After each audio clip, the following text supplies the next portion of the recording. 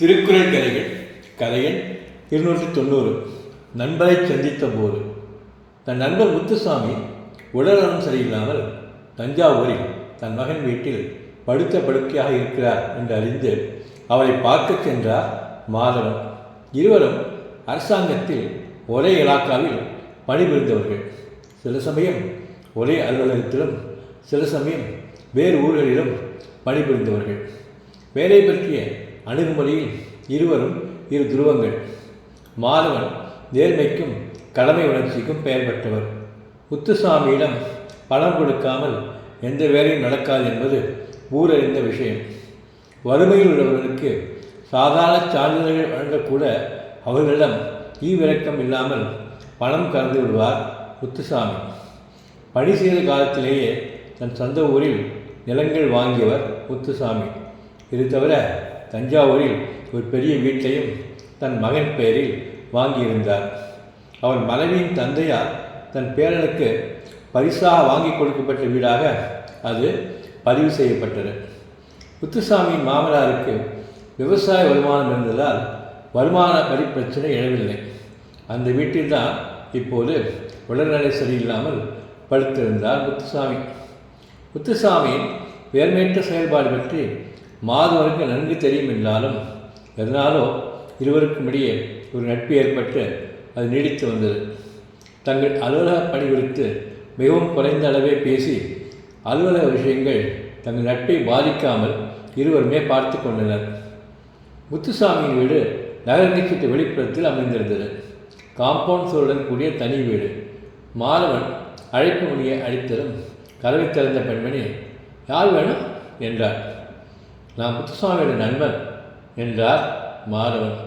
உள்ள வாங்க என்று அழைத்தவள் வாசப்படி தாண்டியதுமே வலதுபுறம் இருந்த ஒரு அலையை காட்டிவிட்டு உள்ளே போய்விட்டாள். மாதவனுக்கு முதலில் அங்கே ஒரு அலை இருப்பதை கண்ணுக்கு தெரியவில்லை. அவ்வளவு இருட்டு. கொஞ்சம் தடுமாறிக்கொண்டு தான் உள்ளே சென்றார். உள்ளே கட்டிலில் ஒருவர் படுத்திருப்பது தெளிவில்லாமல் தெரிந்தது. அறைக்குள் நுழைந்ததும் குப்பென்று ஒரு நடி எடுத்தது. இருட்டுக்குள் கண்கள் பழகியதும் முத்துசாமி என்று அழைத்தார் மாதவன். கட்டிலுக்கு அருகில் சென்று குரல் கேட்டு கண் விழித்த முத்துசாமி ஒரு நிமிடம் அவரை விட்டு பார்த்துவிட்டு, மாதவா வா, எவ்வளோ சந்தோஷமாக இருக்கு, உட்காரு என்றவர். சாரி, இங்கே நாற்கால் எதுவும் இல்லை, இப்படி கட்டில ஓரமாக உட்காரு என்றார். மாதவன் சற்று தயங்கிவிட்டு கட்டில் ஓரமாக உட்கார்ந்து கொண்டார். அந்த நெடியை தாங்கிக் கொண்டு அறையில் இருப்பது அவருக்கு கடினமாக இருந்தது. இவன் எப்படி இந்த நெடியிலேயே படுத்துக் கொண்டிருக்கிறான்? உடம்பு எப்படி இருக்கு உனக்கு என்றார் மாதவன். எல்லாம் பார்க்குறியே, படுக்க விட்டு எழுந்திருக்க முடியாத நிலைமை.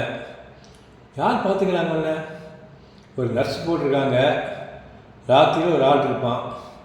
ஆனால் அந்த ரூமில் நெடி அடிக்குது, யாரும் உள்ளே வர மாட்டாங்க. வழியில் எங்கேயாவது இருப்பாங்க. நான் கத்தினா கூட அவங்களுக்கு கேட்காது. ஆமாம், ஏன் அப்படி நெடி அடிக்குது? ரூமை சரியாக க்ளீன் பண்ணுறது இல்லையா? அதெல்லாம் பண்ண மாட்டாங்க. என்ன ஒரு காத்தோட்டமான இடத்துல பழக்க வைக்கணும்னு டாக்டர் சொல்லியிருக்காரு. ஆனால் இந்த ரூம் காற்று வெளிச்சம் இல்லாத குகை. கிராமத்துல எல்லாம் சாக கிடக்கிறவங்கள ரெயிலில் போடுறதுன்னு சொல்லுவாங்க. அந்த மாதிரி போட்டு வச்சுருக்காங்க. என்ன இவ்வளோ பெரிய வீட்டில் எனக்கு ஒரு காத்தோட்டமான அறை கொடுக்க இவங்களுக்கு மனசு இல்லை. நான் வாங்கின வீடு, ரூமை சரியாக க்ளீன் பண்ணுறது இல்லை. என்னால் இந்த நெடியை தாங்கிக்கிட்டு இங்கே இருக்க முடியல. அதனால் நான் என்ன செய்ய முடியும்? ஏன் அப்படி?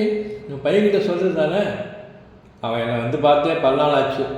நான் செத்து போனப்புறம் என்னை தூக்கிட்டு போய் எதுக்குத்தான் வருவான்னு நினைக்கிறேன். ஏதோ குடும்பத்துக்கு சம்பாதிக்கிறத நினச்சி தப்பான வழியெல்லாம் சம்பாதிச்சேன். ஏழை பாழைகள் கூட இறக்கம் காட்டாமல் எல்லாருக்கிட்டையும் பணம் பிடிங்கினேன். இப்போ என் பொண்டாட்டி போயிட்டா. என் சொத்தையெல்லாம் அனுபவிக்கிற பையனுக்கு எனக்கு வைத்தியம் பார்க்குறதுல அக்கறை இல்லை. ஆஸ்பத்திரியில் சேர்த்து விடுன்னு சொன்னேன். செலவு அதிகமாகும்னு வீட்டிலே போட்டு வச்சுருக்கான். இன்னும் எத்தனை நாள் இந்த அவஸ்தைன்னு தெரியல. முத்துசாமி விக்கி விக்கி அழ ஆரம்பித்தார். அழாத முத்துசாமி, உனக்கு சீக்கிரமே உடம்பு சரியாயிடும் என்றார் மாதவன். தன் நண்பன் நிலையை பார்த்தபோது அவருக்கே அழுகை வந்துவிடும் போல் இருந்தது. இல்லைடா, எனக்கு நல்லா புரியுது. இதெல்லாம் நான் செஞ்சதுக்கு தண்டனை. செத்து போனப்புறம் நரகத்துக்கு போயிடும் என்னவோ தெரியாது. இந்த உலகத்திலேயே நரகத்தை அனுபவிச்சுட்ருக்கேன்.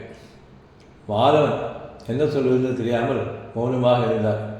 உன்னை பார்க்குறப்ப நான் உன்ன மாதிரி இருந்திருந்தா எவ்வளோ நல்லா இருந்திருக்குன்னு தோணுது. நீ இப்போ நல்ல வாழ்க்கை வாழ்ந்துட்டுருக்க. சொர்க்கம் நரகம்லாம் உண்மையாகவே இருந்தால் நீ நிச்சயம் சொர்க்கத்துக்கு போவ. மாதவன் தன் நண்பரின் கையை பிடித்து ஆதரவுடன் மெல்ல அழுத்தினார். அறத்துப்பால் துறவரவியல் அதிகாரம் 29 கல்லாமை குறள் 290. கல்வாக்கு தள்ளும் உயிர்நிலை கல்வாக்கு தள்ளாத புத்தேழ் உலகு. பொருள்: களவு செய்து வாழ்பவர்களுக்கு இந்த உலக வாழ்க்கையை தவறிப்போகும். களவு செய்யாமல் நேர்மையாக வாழ்பவருக்கு தேவர் உலகமும் கிடைக்க தவறாது. நன்றி.